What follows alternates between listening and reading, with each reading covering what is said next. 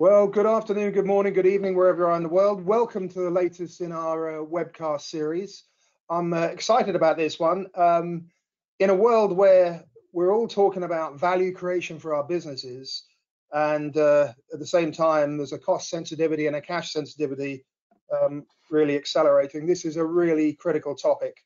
So we're talking today about driving value, but the flip side of that is, could GBS actually become extinct? And I hope you like my school kid attempt to the extinct animal species. My name's Dan French. I'm the guy on the left. I'm very, very pleased to welcome today Rich Dobbs, who's VP of Global Business Services at Kimberly-Clark. Welcome, Rich. Thanks, Dan. Pleasure joining you today.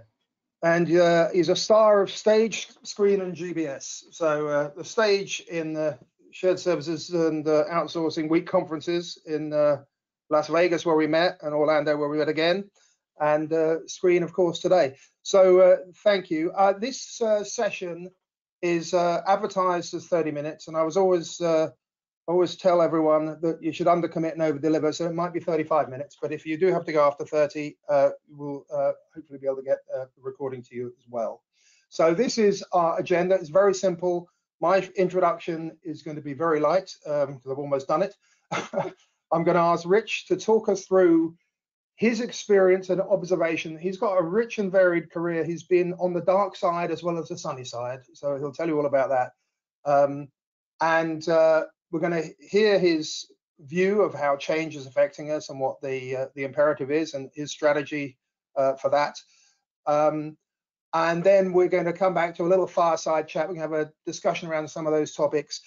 As we go through, feel free to put any questions in the chat on this. Well, it's not really chat, but on the Q&A, the question piece on the GoToWebinar interface. We're probably not going to have time to deal with those live today, but we will discuss them after the event and come back to you by email, because we're trying to keep this pretty tight. But with that, I'd like to welcome Rich, and over to you. All right. Well, thanks so much, Dan, and hello, everybody. It's a pleasure joining you today. As Dan said, I've been in this space for many years, for almost 25 years, well, over 25 years now, and I've seen a lot come and go. I've had the opportunity to work for a lot of big companies. I got my start in shared services back in the late 90s with General Electric. Didn't even know what the concept was then, and little did I know it would become a 25-year journey for me, 25+ year journey for me, and which I've had a lot of great experiences for a variety of companies. I even had did a stint in working for a BPO, which I assume that's what Dan was referring to as the dark side. Well, I actually ran an outsourced provider, and I did that for 3 years. And I often tell people I learned more in that 3 years than probably what I had in any other experience I had. And that's because I took what I had been doing from a GBS or shared service standpoint, and I was doing it commercially at that point in time, because an outsourcer is really nothing more than shared services that's outsourced. And when you're running an entity through the lens of this is a commercial entity, and you have a responsibility to not only serve your customers but to run a profitable business, it makes you think differently about it.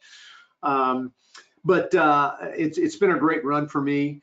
And it's culminated with my current role with Kimberly-Clark that I was recently brought into to build their GBS organization, really from scratch in 2016 to what it is today.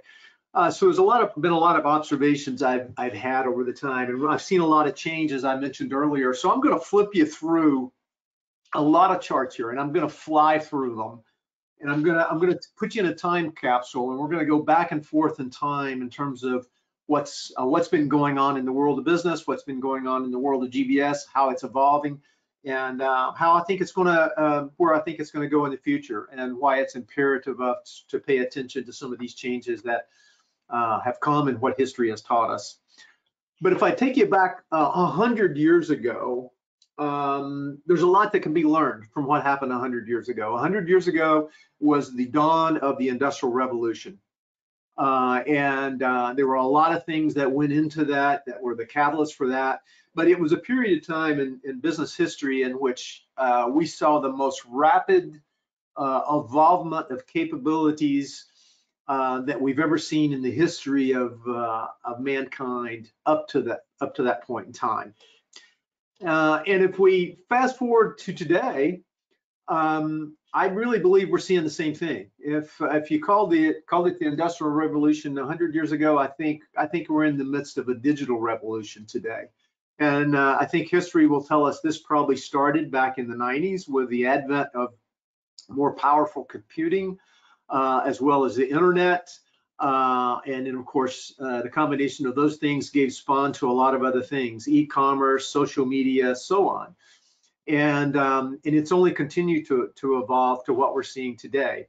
But I really do feel like this digital revolution that we're in is going to change the world of business as we know it, and subsequently change GBS as we know it going forward in the future. And I'll talk more about that. Again, if I go back 100 years ago, disruption happens fast. This is kind of two interesting pictures, same street in New York City, 13 years apart. In 1900, you would have a hard time spotting the car. In 1913, you'd have a hard time spotting the horse. Disruption happened that fast, that quickly back during this period of time. If you fast forward to today, it's happening again. You know, the world of autonomous vehicles is upon us. This quote at the bottom of this page is not mine. This quote at the bottom of the page is from the CEO of General Motors, who was speculating, this is a couple years old, this quote, that by 2030, no one will own and operate a vehicle. And I don't know about you, but that's kind of hard for me to get my head around and think that. But in essence, what the CEO of GM was saying, all this autonomous driving, AI, this advent of new technologies is going to create a world that basically car makers become rideshare companies. They just make autonomous cars, and then at a whim, you have an autonomous driven car that can be at your beck and call anytime you want to go anywhere, and you never have to worry about owning or driving yourself. It's hard for me to get my head around that will come to fruition by 2030, but that was his provocative statement that he was making. But I think if you follow the concept, it is true that autonomous driving is here, and it's probably here to stay. Here's another interesting recent example. This is from, these two magazine covers are from the same month in 2017. Forbes on the left-hand side of this page is saying, is writing about Nokia and how they're the king of the hill when it comes to cellular phones, and can anybody dethrone them? On the right-hand side of the page, that's the exact same month. Time magazine was highlighting as its invention of the year the iPhone. And it's interesting to see what's happened since then and where Nokia places in the rankings for cell phone makers today. And I don't think anybody would have predicted how the world would have gotten flipped upside down by then. Another example from 2007. If you look at 2007, these companies or these apps or these capabilities you're seeing on the screen did not exist in 2007. You flip the chart ahead 15 years. In October of 2021, Tesla was the most valuable car maker in the world. It had the market cap. Not only was it the most valuable, its market cap was equal to all of these car makers you see on the right-hand side of the page. So GM, Ford, Toyota, Honda, Chrysler, Mercedes, BMW. It's remarkable. You know, these are iconic brands that have been around, some for 100 years or more, and Tesla within 15 years exceeded the market cap of all of them combined. So again, another example of how quickly things can change. And then all of us are witness to what's happening in the music industry and how music is procured and played. You know, I grew up in the generation of I remember albums, then that transitioned to 8-track tapes and eventually cassettes and CDs, and now it's all about streaming. So it's completely revolutionized the music industry and the way it's distributed, and the devices that we play it on. It's all about having it on demand, anywhere you are, either over your phone or if you're in your home, devices such as Amazon Echo.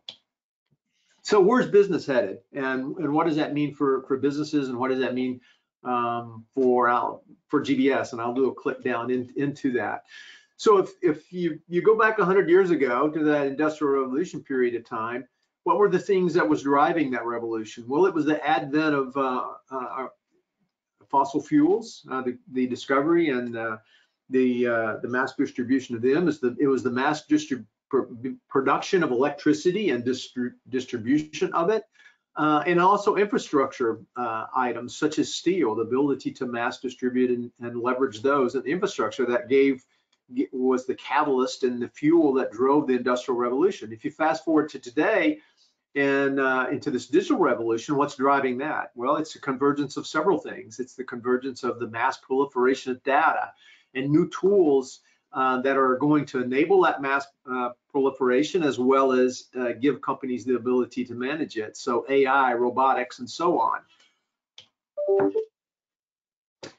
And then take a look at what's going on particularly in the world of artificial intelligence. In 2021, there was over $60 billion invested in startups. And I also read a stat recently that said for existing companies, if you added in the investments that existing companies are pouring into artificial intelligence, you probably would multiply this 60 billion by another 5 to 10. That means in 2021 alone, there was between $500 billion and $1 trillion invested in AI. And with that type of investment in this number of startups, you're going to start seeing movement, and adoption and acceptance, and that's exactly what we're seeing.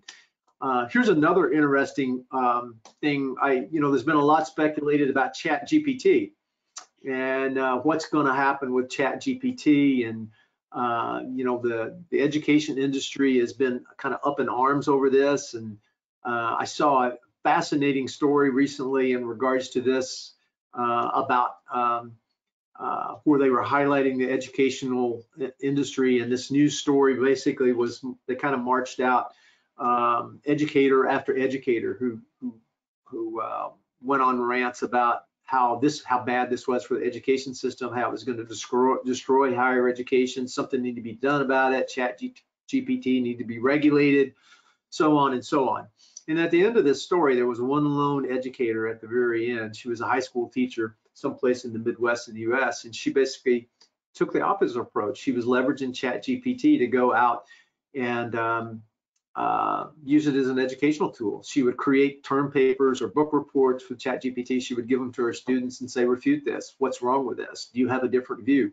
So she was using it as an educational tool. She embraced the technology. But some of these quotes are kind of interesting. Elon Musk, who invested billions of his own money into OpenAI, who helped create ChatGPT, said the technology is scary good, and that we're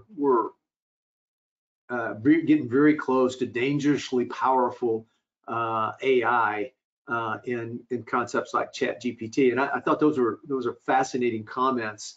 So you got billions of dollars are pouring into it, and you got scary good technology, and then it is the adoption of it is off the chart. ChatGPT reached 100 million users in 2 months. That is the fastest adoption of a new technology or application in the history of technology rollouts. If you were to compare it to others, it took TikTok 9 months to get to 100 million users. I think it took Spotify 30 months to get there. So it is kind of off the charts. So combine all of those things. We got hundreds of billions, maybe trillions of dollars pouring into this. The technology is scary good, and the adoption is off the chart. That's a combination that leads me to believe we're at a crossroads. So to survive, we must adapt. And how do we adapt? So I'm going to start talking to you about how I think, from a GBS standpoint, what we need to do as GBS and shared service leaders need to adapt to this changing world. And I really do believe we're at a crossroads. from a GBS standpoint. And when you've got disruption that's happening and potentially happening fast, you can run from it. And if you run from it, you're at risk of being made extinct. But if you embrace it and look for ways to leverage it and reinvent yourself, then you've got a chance to not only survive, but to thrive in this new world. So the next part of this presentation is for me to give you my 5 lessons of how to build a world-class GBS and not only not go extinct, but to survive in this new world. Lesson number 1, be purpose-led and performance-driven. This is a quote from the former First Lady of the United States, Eleanor Roosevelt. She made a quote one time, and she's a fascinating lady. I don't know if many of you have read much about her, but if you've not, you should. But she's a fascinating lady that could have been president herself in the U.S. But she said, happiness is not a goal, it's a byproduct. And she went on to say, if you pursue a life of purpose and meaning, you don't need to find happiness, it will find you. And I think the same is true for us in business. Study after study that I've seen that says when companies lead a life of purpose, or they lead themselves with purpose, a higher meaning, a higher reason for being, they perform better. And there's been a lot of examples of that happen. Here's one very real example that happened in the U.S. And this was in the very early in the 1960s when NASA landed a man on the moon. But the journey started on this 8 years before, and it started with John F. Kennedy when he gave a speech in 1961 and said, we choose to go to the moon in this decade, and we don't choose to do it because it's easy, we choose to do it because it was hard. He infused NASA with a sense of purpose when he did this. He gave them a big honking goal that he himself would admit privately he didn't think was possible, but he felt like he really needed to spur NASA on. And of course it worked. We did, the US and NASA did end up putting a man on the moon in 1969. At KC, we're trying to do the same thing. Our company purpose is to better care for a better world. And really what we're trying to tap into is a commitment from our employees and a sense of belonging from our employees that there's a sense of higher calling here.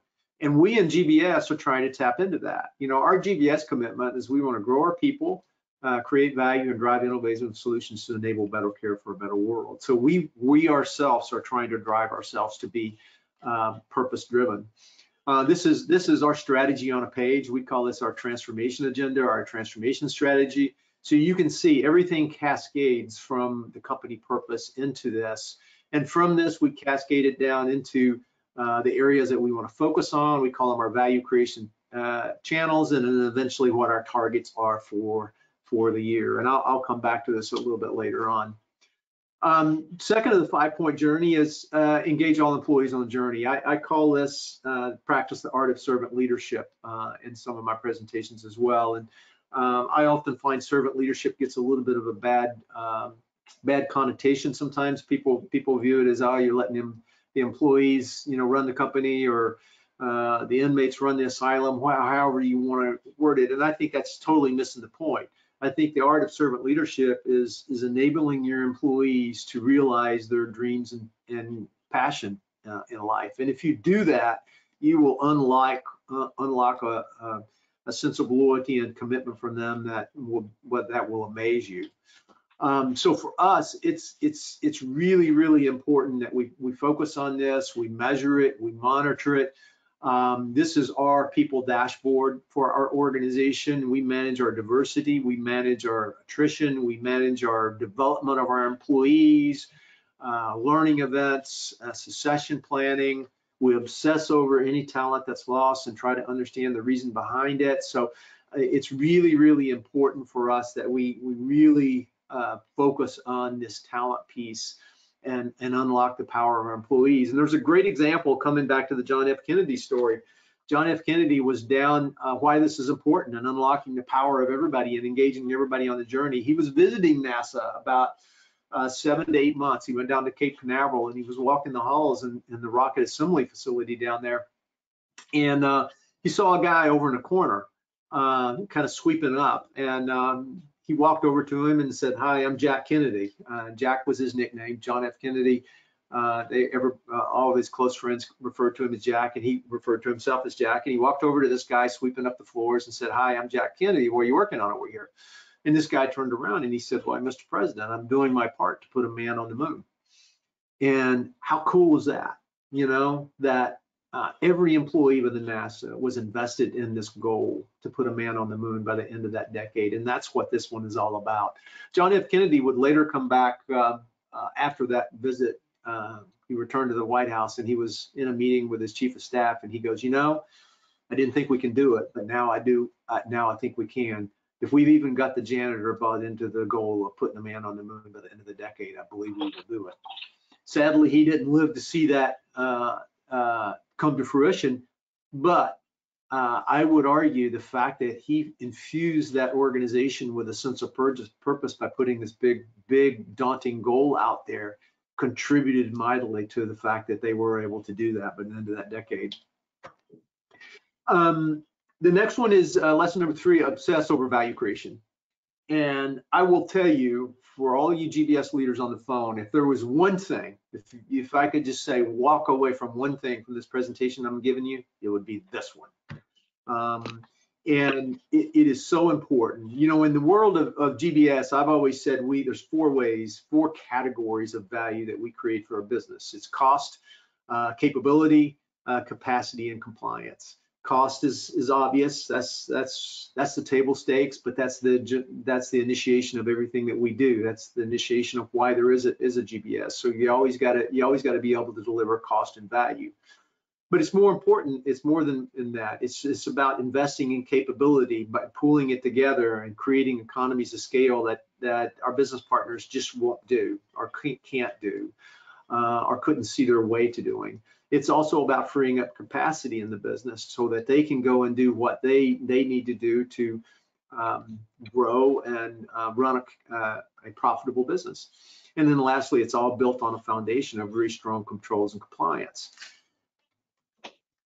You know, for coming back to the cost one, that was really the title of this presentation, and one of the charts that Dan really liked a lot. There's 3 ways that you create monetary value in a GBS world, I believe. The first one is what I call labor arbitrage and work absorption. And this is at the point of entry. This is when you take the work on, you're able to leverage your economies of scale, or you leverage your delivery network to either absorb that work or to give them some labor arbitrage. Level number 2 is after you've got the work, what do you do with it? And this is where you unlock your continuous improvement engine. You look for ways to standardize it, automate it, and kind of get year-over-year productivity out of it on an ongoing basis. Level 3 is you create these actionable business insights, and you turn them into action to where you're generating value, top and bottom line, above and beyond the first 2.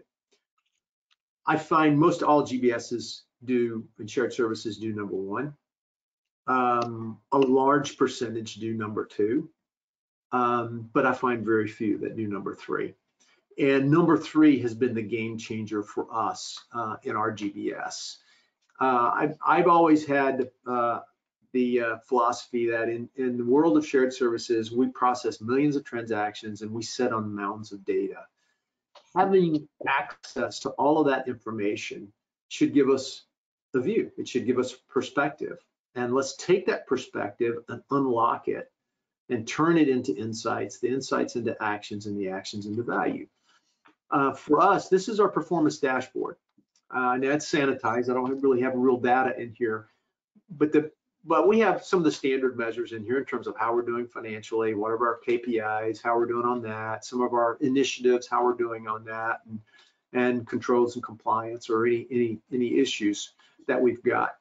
But the 2 that I would call your attention to is the one in the middle and the one in the upper right-hand corner. This is our enterprise value creation, and that we're generating for the company, how we are unlocking value. And I will tell you, when we created this value creation metric, I got a lot of strange looks in the company. Got a lot of strange looks even from my GBS organization. They were basically saying, that's not what we do. We pay invoices, or we reconcile accounts, or or we, collect cash from customers. We don't create value. We're not a revenue stream.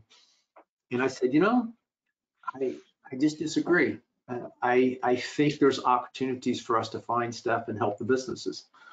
So it was kind of interesting. When we rolled this measure out, we didn't even know how to measure it initially, but we rolled it out. We started measuring it. We started putting it in people's objectives. We created a recognition program that was called Driving Value Award. We comped people on it. We evaluated them on it. And we bonused them on it. And it's strange. It's kind of interesting what happened. The first year was a little bit rocky. The second year it started taking hold. And then before you know it, the magic really started happening. These people started finding stuff. And they started finding value. Last year, we had our best year in this top and bottom line impact. We created $75 million of top and bottom line impact for the company, above and beyond the labor arbitrage and the continuous improvement lines. And we inventoried 150 ways that we did that last year. And it has been a game changer for us. It's been a game changer for us, not only from our ability to create value for the company, but now also how the business perceives us. And it's changed the dialogue. They don't want to talk to us about KPIs anymore when we meet with them, and we meet with our business partners on a regular basis. They want to talk about this one because now they view us as a lever they can pull to help them meet their goals and objectives. That really changes the dialogue. That really changes the game in terms of how you interact with your business partners at that point in time. Lesson 4, be the tip of the spear when it comes to data and innovation. We're in a changing world. I talked about this great proliferation of data. I think there's 4 types of innovation, or multiple types of innovation. There's probably more than 4, but multiple types of innovation that happen in a company. First of all, there's manufacturing innovation. That's for a manufacturing company, that's generally the responsibility of your supply chain. There's go-to-market innovation. That's typically your global growth. For us, it's our global growth organization, or for some of you, your sales and marketing groups. There is product design innovation. And for us, that's the responsibility of our R&D group. And then there's this area of business process and data innovation. And for most companies, there's no natural owner for that. In my view of the world is, well, if not GBS, then who? In that, we need to change our mindset from this traditional transactional shop to being more value-driven and adaptable. And one of the ways that we do that is we become the innovators for data and process innovation. And if we can do that, then we will change the game, in terms of the type of the services that we're providing. And if you screen is okay, there it goes. You will flip. If you do that, you'll flip the model. You'll flip the model of a traditional GBS. Traditional GBSs started out by with the foundation of manual, repetitive, transactional type work. And I think in this new world that we're going into, in this advent of technology, in this great proliferation of data world that we're going into, I think this model is going to get flipped. And I think you're going to see the manual, repetitive tasks are going to get shrunk. And we have a choice to make at that point in time. We can live with the fact that we're going to have a very diminished role in the future, because a lot of this technology will be able to either eliminate or do some of that work that we're doing today. And we can live with that, or we can embrace this new work and redefine ourselves, and the pyramid can get flipped. And we'll be focused more now on doing value add work for the company in the future. So my screen is not flipping as quick, Dan. I don't know if... Hang on, let me see what I can do. Maybe that's better, right? Okay, yeah, it is.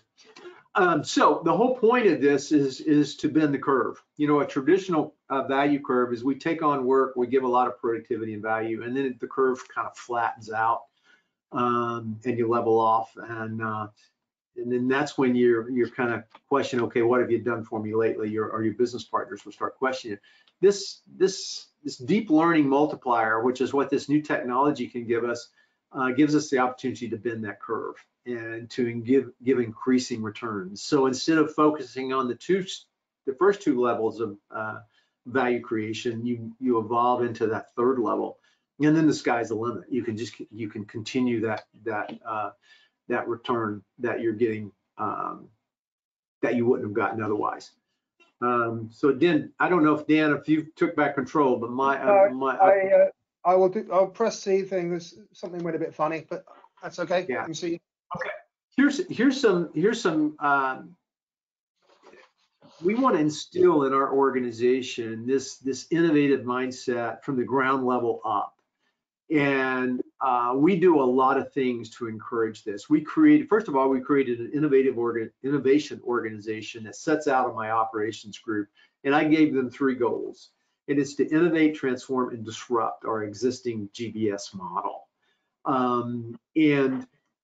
They really facilitate a lot of events. We do hackathons, we do iTalks, we have an innovation fitness curriculum. We want to infuse this mindset into every single person in our organization, and these are just some of the ways that we do this on an ongoing basis in our GBS. Lesson number 5, and then I'm really close to the end, and then we'll get into the fireside chat, and I'm happy to take any questions from any of you.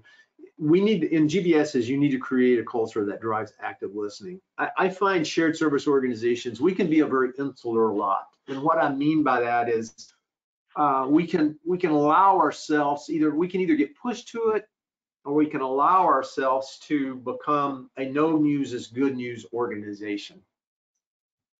And I think when you do that, no good really comes of that, because you get cut off from what's going on, and sometimes there's a human tendency to just, you want to stay away from the bad news, and you just kind of want to put your head in the sand and go off in your corner and do your thing, and that just doesn't work. I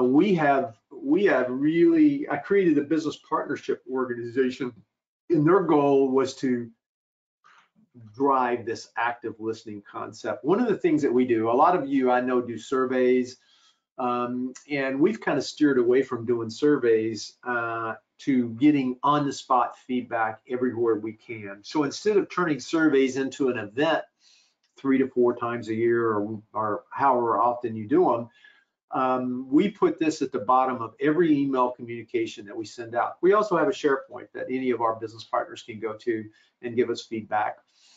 And then my business partnership group, they're responsible for following up on every single piece of feedback we get, good or bad. If it's good, they take it, they pass it along to the appropriate people in our organization. If it's constructive, they try to understand it and get the right people involved, and then we follow up.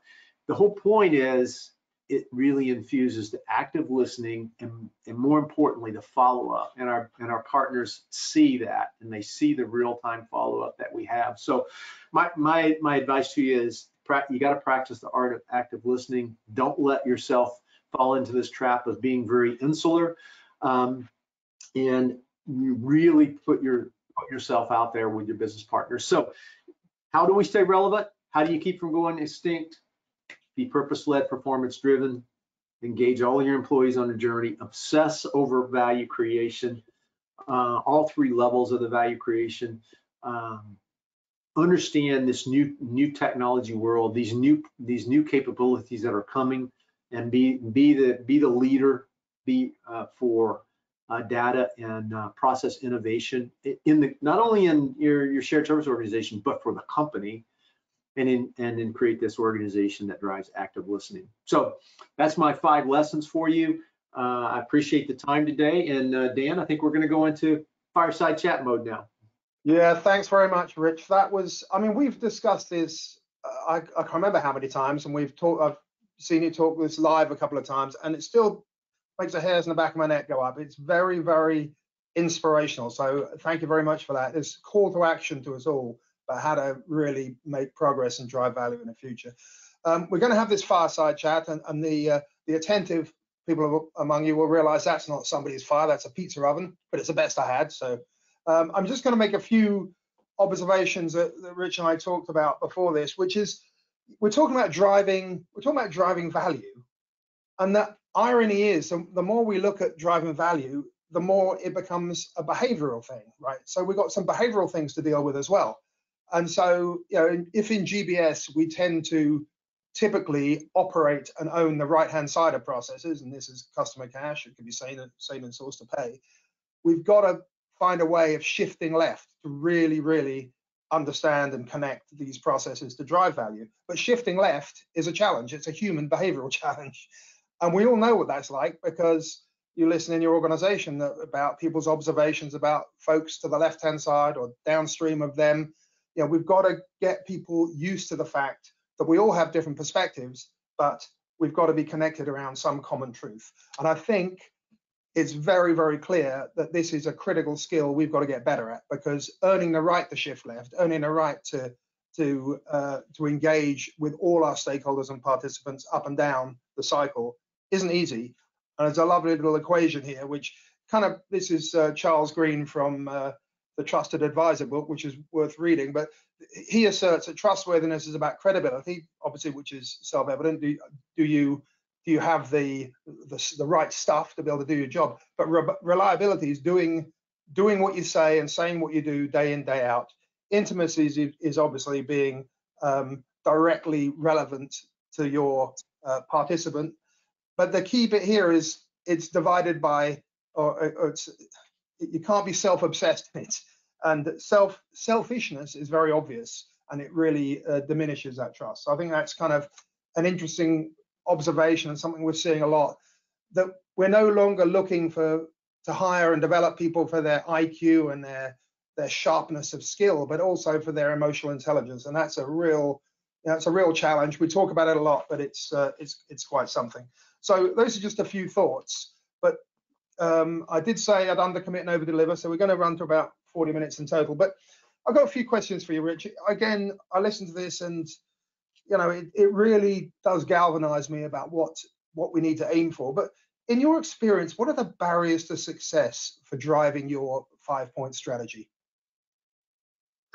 Well, I could probably spend another 4 minutes talking about that. For me, I would say a lot of the barriers are internal. I didn't ask for permission to create a value creation number.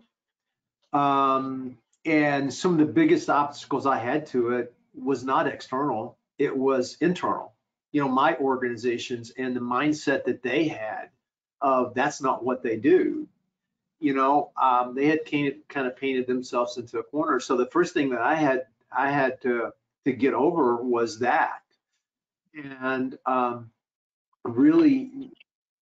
and I did that just by starting, and I started very rudimentary. I said, we're going to create the metric, and we created it, and we had to create a metric system, I found, because it was not easy. Initially, it was very clunky, it was very manual, but we just started, and we just we persisted by continuing to measure it.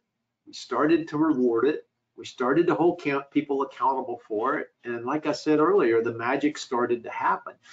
The other hurdle that we had to clear then is we had to clear the barrier of credibility, because our business partners were kind of looking at us with skeptical eyes and saying, what do you mean you just created $2 million of value for my business? And where was that? So what we had to do is we had to build some credibility into the system. We put in mechanisms to where we didn't take credit for it unless someone in their business signed off on it. Right. No, so cool.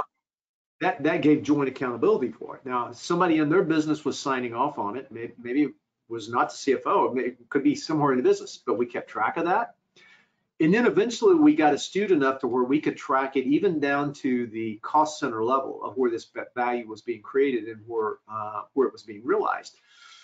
That really gave some credibility to the CFO organization in our company, and they started paying attention to it. So you got to persist, you got to measure it, and you got to build credibility, and you got to overcome all of those, and then you can then start making some real inroads. That's a great point. Thanks, Rich. So the other question I've got is, you talk a lot about data and digital and AI, and in a world where we've not just got a chief information officer, we've got a chief data officer, a chief digital officer, a chief AI officer, as well as a head of GBS. How do you navigate the stakeholder alignment challenge with all of the executives who feel it's somehow their job to drive this? What's your experience with that? Yeah, it's a really good question. I think basically what you're articulating is how companies are really racing to try to keep up with this proliferation of data. And there is a massive proliferation of data going on. I was at a conference a few years ago, and this futurist gave this presentation, and he made this quote to me that stuck with me ever since. There's been more data created in the last 7 years than what there was in the entire history of mankind before it. And he said, it's Moore's law coming to life because it's going to repeat itself again in another 7 years. We'll be saying the same thing about the previous 7 years. Everything is getting digitized. There's sensors getting put on everything. There's just this amazing, social media for companies like ours that, we're a consumer packaged goods company, and we're collecting just unbelievable amounts of data off social media to try to understand shopping patterns and stuff. It's really kind of overwhelming. So what's happening is a lot of companies are putting in all of these roles, and they're creating new roles every day, and they're putting in stewards for different types of data. So it is a challenge to navigate it. I will tell you from a GBS standpoint, I try not to get myself into a position to where I want to compete with any of that structure, because that's distracting to us. I just want to do stuff, because we set on a lot of this data. If I wait for somebody to come along and tell me what to do or give me permission to do it, I'd probably be sitting here the rest of my career, So what I want to do is I want to unleash the power of the people to go and do stuff about it and start managing it. And then I plug into them. And I show where we're starting to make some value, and by doing that, then they tend to embrace us. And I think over time, what it's going to do, Dan, is it's going to create opportunities for us in GBS. All those roles you talked about, they don't want to be bothered with the day-to-day management of it. No. So it sounds almost like you're saying you should ask for forgiveness, not permission. Well, that's kind of what we're doing. I don't articulate it that way to them because I don't want them to know I think I'm going rogue on them. But it is kind of the way it's materializing, and then it's turning out to be an opportunity, because as they try to get their arms around how to manage all these different categories, they're looking for organizations to manage that data and to be the stewards of that data. Who better to step into that void than GBS? Yeah, that's a great point. So I've got one final question. It's maybe an observation more than a question. One of the things I've observed is the more we digitize, the more we apply the smartest technology to our processes, counterintuitively, we become more reliant, not less reliant, on human behavior, which we used to assume the more we automate, the less human behavior matters. But it seems to me it's the opposite. What's your view? I suppose that is true. But to me, I think we have to retool our thinking, and we have to think about this new technology as an enabler to what we want to get done. I think I talked a little bit about this earlier in my deck. We can run from this technology and be scared by it. And I can't tell you, I have a lot of conversations on this AI topic, and people will react like it's the Terminator, and images of it taking over the world, and then Skynet, coming to life and stuff like that. And I think there's a real fear out in the world that this, and even that quote that Elon Musk made earlier that I highlighted, he even said that. He said we are getting close to dangerously powerful AI. So when you hear comments like that, it does invoke a lot of fear in it.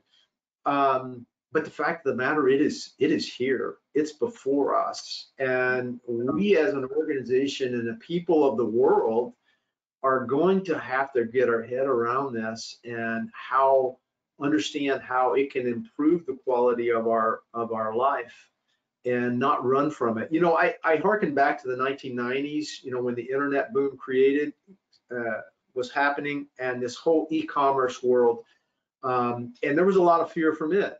And the fear was it's going to destroy retail as we know it. In many instances, it probably did. There are retailers that don't exist today as a result of what happened there. But it didn't happen. They don't exist not because that capability and that technology happened.